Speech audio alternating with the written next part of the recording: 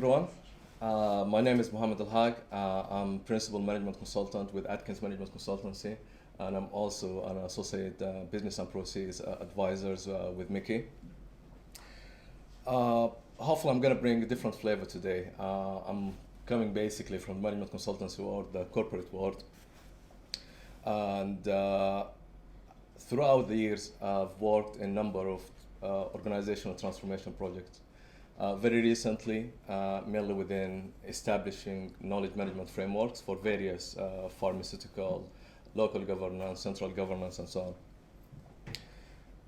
And knowledge management as a project seems to be one of the most challenging projects that we do face in the consultancy side for various reasons. From the start, there is no common agreement on what is knowledge management. On the other hand, there is no proper academic basis for module that would help the industry basically to identify and develop and roll out knowledge management frameworks. Therefore, there is a very high failure rates for this type of projects. Would anyone be able to guess what is the failure rate for deploying knowledge management projects? Can anyone have a guess? 98%. How much, sir? 98%. 98%. It's not as bad as that, because otherwise you wouldn't get the proper investment. I've done lots of research to try to find sort of like a proper solid academic basis to say what is the exact failure. There is some work is being done on both the corporate side and within the management consultancy industry as well as the academia. And the most conservative rate I found, it was 50%. So 50% of the knowledge management projects actually do fail. Why they do fail? For various reasons. And again, depending on the very particular project, why it's failed, someone get blamed here or there. It could be someone from the leadership, someone from the support services, and so on. So what I'm trying to do today is basically to look at what we've identified throughout the year in terms of, what is the common sort of like patterns for failures for knowledge management projects, and how we can try to overcome these challenges. So generally, to start with something which is, I always like to start with this when anything to do with knowledge management, because what is knowledge management? If you Google the word knowledge management, you would probably have over 200 description of what is knowledge management. The technical word, think of knowledge management in a certain concept. On the HR and the human side, people think of it in a totally different way. And if you go as far as those excellence model like AFKM and so on, they think about it in a different purpose. Within the project management arena, they think about it in a various way as well. So this is one of my favorite descriptions of knowledge management, and I'm gonna read it out loud. So knowledge management is the behaviors, the processes, standards, and technical solutions that allow you to share and use knowledge to support organizational strategic goals.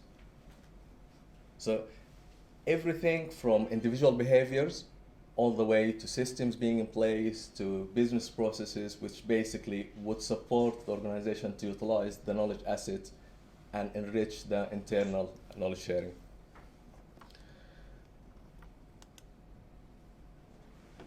So in terms of the issues that we felt, or the issues which is normally is the really stop knowledge management from going ahead.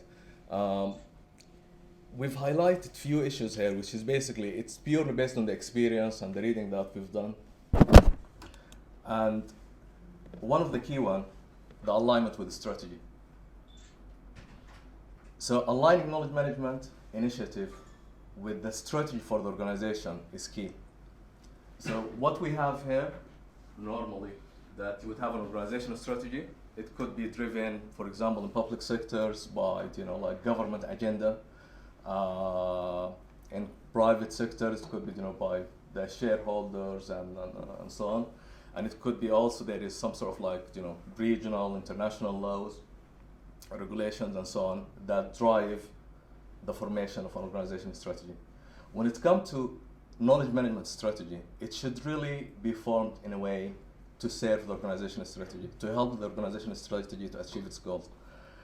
What we see normally in the industry, you would have a CAM practitioner who would come in and create and develop a knowledge management strategy without really looking at the relationship between the knowledge management strategy and the overall organization strategy.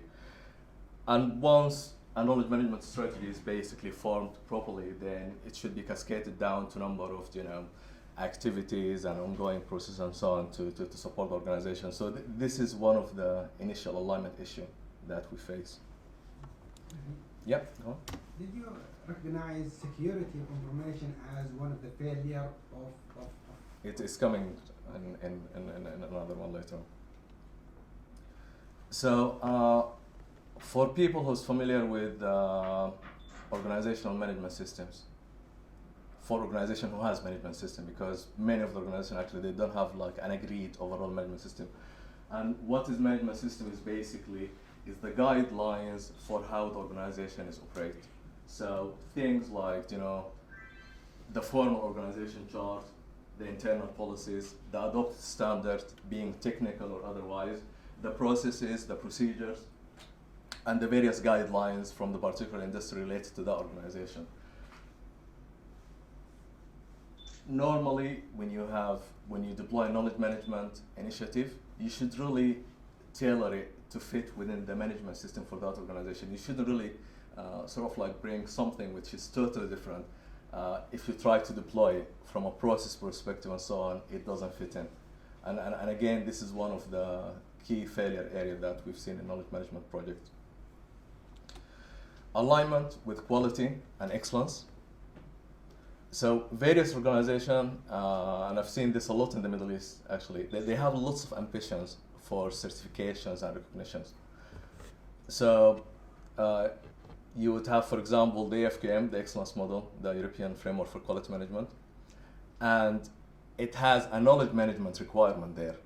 And so often, knowledge management framework get deployed without proper alignment within these standards, although the organization is already adopting the standard.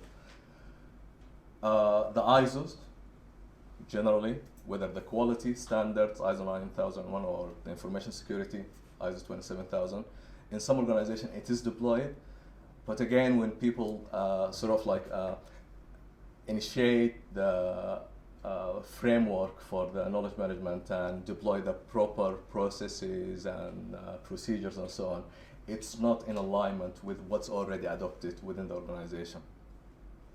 And that applies to the various ISO standards, including information security. Investors in people is something that people, it is widely used in the UK and adopted, but it started to be recognized more internationally recently. And it's basically is to do with how good the organization in investing within the learning aspect for people to actually achieve its strategic goals. And it has some knowledge management aspects as well. And again, often knowledge management framework get deployed without proper benchmarking against what's happening internally within the organization. The SIPS, the famous procurement standard, again has a certain knowledge management requirement, and again you would find organization who has already done so much work in implementing SIPS standards without really aligning properly with the appropriate elements within the knowledge management.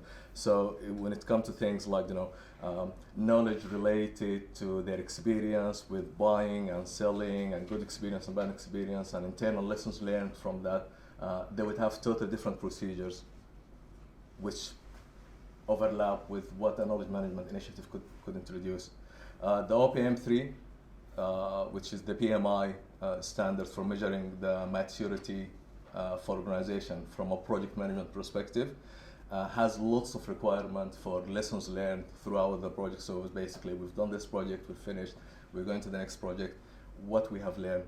And again, you would see overlap, but quite often, I've seen actually some organization where they would have 2 or 3 of these standards deployed already, and they would come and start a knowledge management initiative without really going and see what's really deployed within the organization, how we can deploy a knowledge management framework to fit in well within these standards. HR is a key issue. So within knowledge management, there is the softer side. So when it comes to things like shadowing, the actual overall thinking in terms of knowledge sharing and things like that, the HR actually has a great role. And they might already have programs for things like succession planning, job rotations, and so on, which could really be aligned very well with the adopted knowledge management framework, and often that doesn't happen. The PMO, as I mentioned, there is a lessons learned aspect. There is the entire project informatics in terms of the records for their risk, their quality, and their configuration management, and the change management aspect of it as well. And again, this has key learnings to be circulated within the organization every time they do similar project. And again, that's another challenging area. Performance management. That's one of, actually, I've never seen this happen anywhere. I've never seen a single organization who actually managed to align the performance management of the KM properly with the overall performance management system for the organization. So as we know, normally a performance management framework would be driven from the strategic objective on a yearly basis. A department would say, okay, this is the initiative that we are doing, and this is the business as usual activities that we are doing, and these are the performance targets, and then they would measure themselves accordingly. Yeah. So, I'm sorry. yeah, go on. You stated something very, very important. Yep. But the question is why? Why you haven't seen, this alignment with it's a very, very important issue. Yeah, definitely, definitely. To be honest, it varies from organization to another organization. You would have, there is the silo mentality, and that's normally there is the internal politics. There is in the Middle East, I've seen like, this is my initiative, that's your initiative, sort of things, and you would see 2 competing initiatives, although they could really merge together very well if the people really just sit down, look what are they trying to achieve as an organization, and work together to align their efforts. So yes, the silo is one reason, but there is hundreds of reasons why people resistance to change. That's a critical one as well. But that phase, let's say the majority of the transformation initiative, knowledge management normally has higher degree of resistance because the concept itself is quite new. Not many organizations actually, sort of like brave enough to introduce the concept of knowledge management. But I think it's mainly because countries over there, in developing countries are not countries of data culture, and that's very important.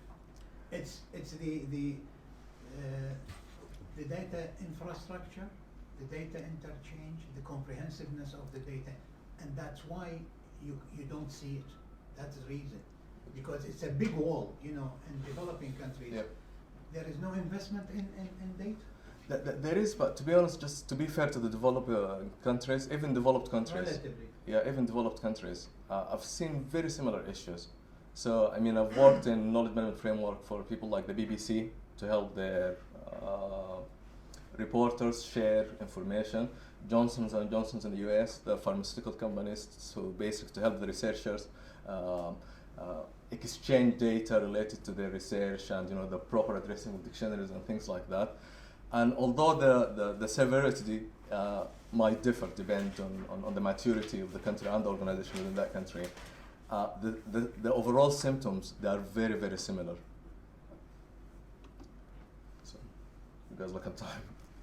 So it's basically on a performance management framework, the KM activities should really be addressed as part of the yearly planning, so they know what initiative we are doing this year, what business as usual activities that we are doing, what is the resources needed, what is the budget. And from that, when we have KPIs to actually measure the performance of a knowledge management initiative within an organization, that those KPIs should really be aligned to the same structure the performance management framework works in that organization. So if we have sort of like 2 tiers, KPIs or PIs and KPIs and overall index and things like that, it should really follow the same structure. And at the end, the overall KM performance management framework should not be really something different. It should be embedded as part of the knowledge management framework, of the organization performance management framework. Very quickly, I'm just going to take you through some examples of various knowledge management initiatives, and I think that this will probably be quite relevant to people who's not familiar with this type of initiatives. So we have the Improvement and Development Agency. It is a government agency here in the UK, and they've started an initiative to create communities. It's communities of practice and communities of interest, and it's basically to bring practitioners from the various government entities as well as individuals of interest to work together collaboratively on an online platform to basically resolve various issues. So there is, waste management, community of practice, sustainability, and so on. Another example, this is a famous pharmaceutical company, and what they did basically, they established what they've got. It's basically yellow pages, but what they've called yellow pages, blue pages, visual form, which is basically they've set up an online platform to bring the information about all their employees as well as the external expert, so they can, in terms of reaching and knowing who knows what, become a little bit easier. The United States Army is always one of the key leaders when it comes to knowledge management. They've established a performance management framework to basically measure the performance of the key personnel within their knowledge management unit. The DVLA over here, it's the agency which is basically involved in licensing drivers and vehicles. At the 70s, these guys had key challenges because so many people were about to retire. And what they really did, they looked for a way to capture the local knowledge, because the DVLA has lots of offices all over the UK. And people within those offices, they had, the local knowledge in terms of like when we're gonna have rush and so on. So what they did, they started a job rotation where they took some of their junior staff and rotated them over the various areas where there was sort of like knowledge gap or knowledge transfer risk. The Department of Municipal Affairs in Abu Dhabi, again, this was one of the shining examples when it comes to online platform for knowledge collaboration. So it's basically there was over 5,000 employees, and they've established what they've called the Musharaka platform, which is basically an online platform that bring practitioners together. So HR from the various entities, they come together in terms of lessons learned and things like that. And it was one of the, probably from a technology perspective, it was one of the most complex solutions to be deployed within that region indeed. The land registry, again, they've created sort of like common portal to basically exchange their ideas, news, and things like that, and they've combined some of their internal portals as well. I'm going to go through this quickly. So that's another strategy consultant, and they've built basically a platform to share their internal knowledge. The US Army, again, Accenture, and the UK government setting up a standard for information classifications, and so on. So all of these is good examples of how knowledge management can work. What they all fail to deliver basically is to deliver a fully integrated knowledge management framework. what they've looked for, areas where they can have some quick wins, and they've deployed it, and it did work. Okay. However, it's not really bringing the maximum benefit that you can get. So, what are we proposing, or what we thought is like could really work is like to really treat the organization, for me as a car. Organization is very complex, and there is lots of internal dependencies. If one part doesn't work, the entire thing doesn't work. And in terms of aligning strategic direction, leadership, the effective operation, they make sure that knowledge management actually fit in with all of these aspects. So what we advise for integrated knowledge management framework is basically to make sure that we integrate with the organizational strategy, we integrate with international best practices in terms of what's happening on the camera, integrating people with process and technology. Do not really deliver technology platform that no one uses or doesn't reflect the business process. And finally, integrating with the excellence standard. So at MEKEI, we've actually developed a model to take KM practitioner through the formation of knowledge management framework. It's based on people, process, technology, and information management, and it goes through various project phases. And what it does basically, it looks at the direction and the guide from the organization itself to form KM strategy. Then from that knowledge management strategy, basically, it gives you the tools to select what is the appropriate component that would deliver benefit for you as an organization, then the proper support to support it as well. So the summary, KM is really very, very challenging and very complex type of projects. I've never seen anything more complex to deploy or more risky than knowledge management project. Sustainable knowledge management would really support organizational excellence if we do it properly and in an integrated way. Then alignment is success. So alignment between those components, if we have multiple KM initiatives, we need to make sure that they do serve each other. Alignment with organizational drivers in terms of what that organization needs to achieve rather than just having a knowledge management initiative for the sake of it. Then alignment with international best practices. And that's it for me. Thank you.